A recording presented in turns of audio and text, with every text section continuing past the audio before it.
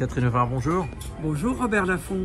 Vous allez bien? Oh, en pleine forme. Vous êtes toujours en pleine forme? Oui. Catherine, bon, vous êtes j'allais dire, la meilleure chasseuse de tête de Paris. Oui. C'est comme ça qu'on vous connaît. De Paris, ça peut aller. Voilà. Même si nous sommes internationaux. Et de Navarre aussi. Oui. Bon, vous recrutez pour les plus grandes boîtes, le CAC 40, etc. On en est à 1577 chasses de tête, tous secteurs confondus, 70% de cadres supérieurs et dirigeants. Bon, Catherine, comment vous sentez un petit peu les choses aujourd'hui? Il y a beaucoup de recrutement, Alors, ça va toujours pas mal, mais on est quand même dans une période d'attentisme. Je m'explique. Les gens, ils ont des besoins, mais ils ont du mal à concrétiser parce qu'ils attendent la guerre d'Ukraine, Israël. Tout ce qui bouge fait qu'ils reculent. Ouais. Or, dans la vie, quand ça va mal, il faut attaquer. Et ça, c'est ma devise. Je n'ai jamais attaqué autant. Oui, donc aujourd'hui, il y a une fenêtre de tir, c'est d'avancer quand les autres temporisent en fait. Voilà, ils temporisent ou ils font rien. De toute façon, ça a toujours été compliqué, de toute façon, plus ou moins. Mais c'est vrai que là, on est dans une conjoncture très mouvante, un peu inquiétante parfois. Donc vous vous dites... Moi, je suis très positive. Je ne comprends pas que ce pays n'ait pas envie d'avancer. On a des tas de raisons d'être bon partout, etc. Mais il y a un vrai problème en ce moment des dirigeants qui attendent. Je ne sais pas quoi, mais ils attendent. Alors vous, c'est bien les dirigeants, vous n'allez pas les critiquer, mais néanmoins... Ah, mais je les adore, hein. C'est presque clients. vos amis, vos clients. Mais est-ce que vous ne trouvez pas quand même, globalement, sans caricaturer, qu'on a trop de dirigeants qui administrent, qui gèrent, et pas assez de conquérants, d'entreprenants, de fonceurs? Vous avez tellement raison que quand on cherche des dirigeants à tendance commerciale, on a un mal fou. On a fabriqué des gens brillantissimes, capables de monter une stratégie, mais quand il faut la mettre en œuvre et avancer, c'est beaucoup plus difficile. D'abord parce que tout est plus difficile, mais quand c'est difficile, c'est intéressant. Et on n'a pas un recrutement qui est trop basé sur les grandes écoles? Ah bah si. Hein? Moi, on passe son temps à me demander des jaunes avec des oreilles vertes. Je m'explique. On veut tout le temps les mêmes. Et moi, franchement... Vous appelez les oreilles vertes? Non, mais quand moi je présente en shortlist 3 personnes, eh bien, s'il y a un polytechnicien à la tête du groupe, il veut des polytechniciens. S'il y a un HEC, il veut des HEC. Il n'y en a pas un qui me dise « Ah non, moi je veux chez Félix, mais je voudrais voir autre chose. » Moi, les jaunes avec des oreilles vertes, c'est complètement... Ils sont dans le moule. Ils sont dans le moule. Je trouve ça tellement dommage. Alors qu'en fait, il vaut mieux un management qui privilégie la diversité, les gens différents entre eux. Mais Robert Laffont, évidemment, quel est l'intérêt, quelle est la valeur ajoutée de quelqu'un qui est comme les autres? De temps en temps, vous savez, un canard boiteux intelligent, c'est pas mal. En fait, le bon dirigeant, c'est celui qui sait mobiliser des gens différents les uns des autres et avec une cohérence. Surtout, c'est l'optimiste qui se relève une fois de plus qu'il ne tombe. Il ne faut jamais oublier cette définition. Parce que, vous savez, un patron, ça doit booster, ça doit mettre du baume au cœur, être capable d'ouvrir une bouteille de champagne quand il y a une grosse commande. Enfin, je suis peut-être complètement désuète, mais moi, je trouve que pour booster les gens, il faut les aimer. Et puis voilà, il faut être proche des gens aussi. Est-ce que nos dirigeants, nos grands dirigeants, parce que là vous êtes plutôt sur le CAC 40 que la TPE, j'ai aussi des grands groupes, des ETI. Et non. Moi j'ai actuellement plusieurs clients qui ont 10 000 personnes dans le monde et qui appartiennent à un groupe familial. Donc ces gens-là sont fantastiques parce qu'on a l'impression qu'ils connaissent tout le monde, même s'il y a 10 000 ou 20 000 personnes. Alors oui, est-ce que nos grands patrons ne sont pas un peu éloignés du terrain? Ils nomment des directeurs généraux qui font eux-mêmes, j'allais dire, le boulot. J'aime pas, moi j'adore les patrons, je vais vous dire... Je n'ai pas critiqué. Non, je suis moyennement d'accord, sauf que c'est vrai que tout ce qui est public et parapublic, on a tendance quand même un peu à être très heureux de manager des milliers de gens, mais vous ne les connaissez pas du tout et vous n'êtes pas sur le terrain. Alors ces fameux énarques dont tout le monde parle, qui faisaient que tout le monde nous enviait à une certaine époque. Bon, vous savez, il y a des bons et des mauvais, hein, c'est comme les polytechniciens. Il faut faire un peu attention avec ces schémas tout faits, mais c'est vrai que de temps en temps, ils volent au-dessus du nid de coucou, et puis de temps en temps, ils sont exceptionnels, quoi. Mais c'est un peu comme tout le monde. Comment vous les détectez? C'est quoi votre critère, je dirais, principaux pour détecter le talent d'un dirigeant? Écoutez, j'ai pas de critères parce que déjà je pars d'une checklist, il ne faut pas parler franglais. Je pars d'un profil de poste très précis et je veux m'en rapprocher. Donc déjà, c'est pas moi qui définis les critères. Mais ensuite, vous savez, je crois que quand on est cash et qu'on connaît bien l'entreprise, il me semble qu'on détecte les bons. Mais ce qu'il faut, c'est être transparente, parce que moi, j'aime pas les gens carabistouilleux. Et si vous dites la vérité et que votre profil de poste est bien défini, vous finissez par trouver les bons. Parce qu'on reproche toujours au management des grands groupes, c'est très politique, c'est très feutré, c'est un peu hypocrite. Oh, de moins en moins quand même, il faut arrêter. Vous croyez? Il faut arrêter parce qu'ils ne peuvent plus être feutrés. Hein. On bouscule, on casse la porte hein, quand ils sont trop feutrés. Parce que dans les PME, tout le monde se connaît, ah oui. C'est plus facile. Oui, mais on ne peut pas parler des deux. Vous savez, manager 10 000 personnes, c'est pas comme si on manageait 300 personnes. Alors, cette image des grands groupes, elle n'est pas très bonne en France. Hein.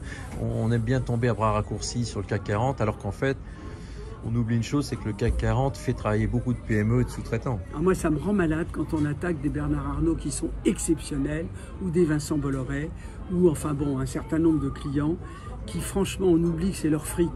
On oublie, qu'ils ont le droit de faire ce qu'ils veulent quand ils reprennent une société, où on plie, enfin je veux dire, on comprend la stratégie, on reste, ou sinon on casse pas les pieds, on s'en va. Bon, et c'est leur fric. Hein. Alors moi, ils peuvent partir à tout moment, ça il ne faut pas l'oublier, c'est-à-dire qu'on est dans une économie ouverte aujourd'hui. Vous n'êtes pas content, vous partez, quel est l'intérêt de faire du mauvais esprit? Ou d'aller voir les journalistes pour leur dire que ça ne va pas. Ça. On n'est plus en 1950 quoi.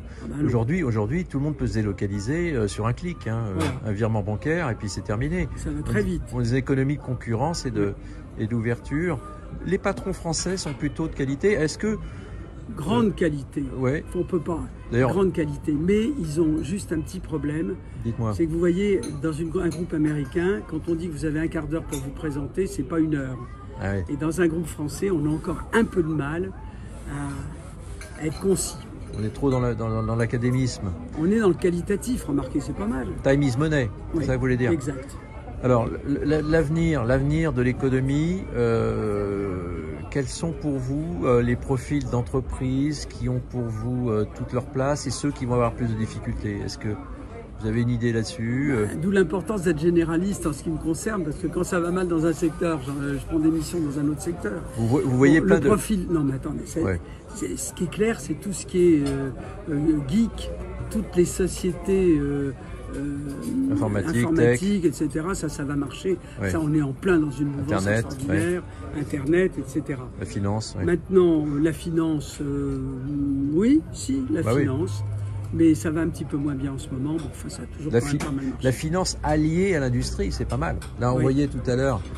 On va pas le citer. Un grand patron qui vient d'entrer dans un fonds. Allez, on va le citer. Thierry Morin, qui est un ancien patron de Valeo, qui aujourd'hui a une multi-activité et qui veut rematcher des entreprises avec la finance. Oui, avec un fonds. Alors lui c'est intéressant parce qu'il veut rassembler des entreprises qui n'ont rien à voir les unes avec les autres parce qu'il y a quelque part quelque chose de complémentaire. Moi je trouve ça intéressant. On oppose trop la finance à l'industrie alors qu'en fait il n'y a pas d'industrie sans finance. Exact, il n'y a pas de finance sans industrie, enfin bon. Oui mais le problème c'est qu'on ne défend pas suffisamment dans ce pays la finance, les riches aussi parce que c'est difficile de défendre les riches. Vous savez, en France, on est riche à 3 000 € par mois. Hein, ah, c'est vrai, c'est un président. Alors, vous avez un peu oublié que. Un président de la République qui avait parlé de ça, oui. Mais non, mais c'est même pas ça le sujet. Le sujet, c'est qu'il y a des gens qui travaillent, qui sont exceptionnels, qu'il faut augmenter. Et je pars de la base et puis je monte. Il n'y a aucune raison des gens qui ont envie de travailler, qui vont faire bien leur boulot, ne soient pas bien payés. Or, notre problème aujourd'hui, c'est celui-là. Il n'y en a pas d'autre. C'est qu'il y a quand même une petite frange de gens et je vous jure que je ne suis pas démagogue, mais ça suffit. Catherine, il y a une chose qui me frappe, c'est comment vous pouvez être aussi cash et aussi direct dans un monde aussi feutré et finalement très diplomatique. Vous savez, j'ai osé faire couper des barbes, j'ai osé dire à quelqu'un qui avait les mains un peu moites de mettre de la poudre inotiole, et j'ai osé lui dire à un autre que sa chemise n'était pas claire et que quand on rencontre un grand patron, il vaut mieux être impeccable. Moi, dans la vie, ce sont des épiphénomènes parce que c'est pas l'habit qui fait le moine. Mais moi, dans la vie personnelle, je peux me regarder dans la glace quand je suis cash. Je vois pas l'intérêt de pas aider les gens en leur disant la vérité. Oui, l'habit ne fait pas le moine, comme dirait l'autre, mais il y contribue. Ah oui, il contribue un peu. Catherine, un dernier mot peut-être, on est en direct du Fouquet, bon, vous avez écrit un livre Vous avez écrit de nombreux livres. Hein. J'en ai écrit 5. Et votre dernier livre, c'est... Ça s'appelle Faites n'importe quoi, mais faites-le bien. Vous voyez un peu les c'est ce que vous faites, je crois. Hein. C'est un peu ce que je fais.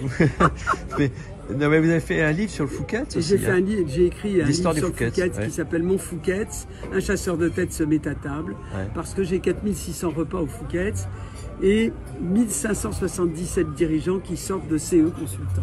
Ah ouais. CE Consultant, c'est le nom de votre entreprise. Voilà. Ben oui, je l'ai créé. Moi, je suis un tout petit entrepreneur, en plus petit avec des bretelles. Oui, mais le nombre de recrutements que vous avez fait... Oui. 20 000 interviews en tête-à-tête, 1560. C'est quoi le recrutement dont vous êtes le plus fier, Catherine Ouvrard? Moi, ce sont ceux qui évoluent. Je vais vous donner 2 cas.